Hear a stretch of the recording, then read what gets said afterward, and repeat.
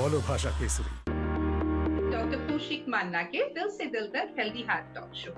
Doctor, নিজের একটা brief introduction দিন প্লিজ, আর সাথে ওয়ার্ল্ড হাইপারটেনশন ডে এর উপলক্ষে কি মেসেজ আপনি আমাদের দর্শকদের দিতে চাইবেন?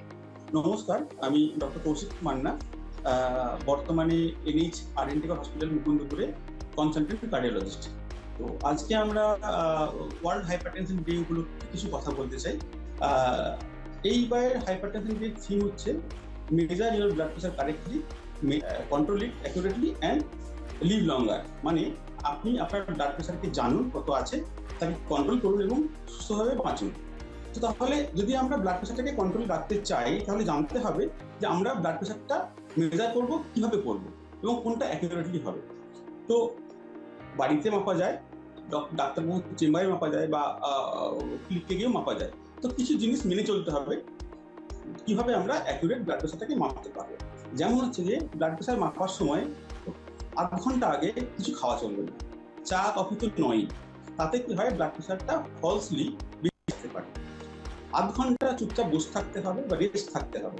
অ্যাটলিস্ট 5 মিনিট আগে থেকে আপনাকে চেয়ারে বসে থাকতে হবে, বা হাত বা ডান হাতেই মাপবেন না কেন, চেয়ার লেভেলে বসে বুকের লেভেলে হাত থেকে রেখে আপনাকে চুপচাপ বসে থাকতে হবে। ব্লাড প্রেশার মাপার সময় কোনো রকম কোনো কথা বলা চলবে না। পা থাকবে মেঝের উপরে ইন রিল্যাক্স কন্ডিশন, মানে ব্লাড প্রেশারটা মেজার করতে হবে যাতে কোনো রকমভাবে ফলসলি বেশি না দেখায়। তো এভাবে হচ্ছে যে আপনি ব্লাড প্রেশারটা অ্যাকুরেটলি মেজার করতে পারেন। এটা হচ্ছে ডক্টর ক্লিনিক্যাল চেম্বারে গিয়ে। আইডিয়ালি আমার যেটা বলার সেটা হচ্ছে যে 130 আর নিচে হচ্ছে 85। এর যদি নিচে থাকে তাহলে আপনি ধরে নেবেন যে আপনার ব্লাড প্রেশার খুবই ভালো রয়েছে, সুস্থ রয়েছে। নেক্সট প্রশ্নটা হচ্ছে গিয়ে যে আমরা ব্লাড প্রেশার কাফ কিভাবে বাঁধবো যদি নিজেরা মাপি। ওটা বলা আছে যে হাতে যখন ব্লাড প্রেশার কাফ আমরা বাঁধবো, খুব টাইট করলে চলবে না, স্নাগলি ফিট হতে হবে। মানে হাতে লেগে থাকবে কাফটা, কিন্তু তলা দিয়ে যেন একটা আঙুল ওর তলা দিয়ে আমরা ঢোকাতে পারি, ব্লাড প্রেশার কাফ এবং চামড়া তলা দিয়ে। তো এভাবে আমরা ব্লাড প্রেশার কাফটা আটকাতে পারবো এবং ব্লাড প্রেশার রিডিং নিতে পারবো। যদি মনে হয় যে প্রথম রিডিংটা বেশি আসছে বা অ্যাবনর্মাল আসছে, আমরা 2 থেকে 3 বার রিডিং নিয়ে তার অ্যাভারেজও করতে পারি। তো এভাবে আমরা ব্লাড প্রেশারটাকে অ্যাকুরেটলি মেজার করতে পারবো।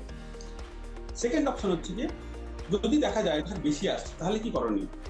তো আমি বলি যে যদি দেখেন যে আপনার ব্লাড প্রেশার বেশি আসছে, তাহলে খুব তাড়াতাড়ি আপনার ফ্যামিলি ডাক্তারবাবুর সঙ্গে অথবা কোনো কার্ডিওলজিস্টের সঙ্গে যোগাযোগ করুন, যাতে তারা প্রথম থেকেই আপনাকে কিছু সদুপদেশ দিতে পারেন এবং কিছু ওষুধ দিতে পারেন যেটা আপনার ব্লাড প্রেশার কন্ট্রোল রাখবে। হেলদি লাইফস্টাইল মানে অভ্যাসগত কিছু পরিবর্তনের মাধ্যমে আপনি অনেক সুস্থভাবে অনেকদিন বাঁচুন।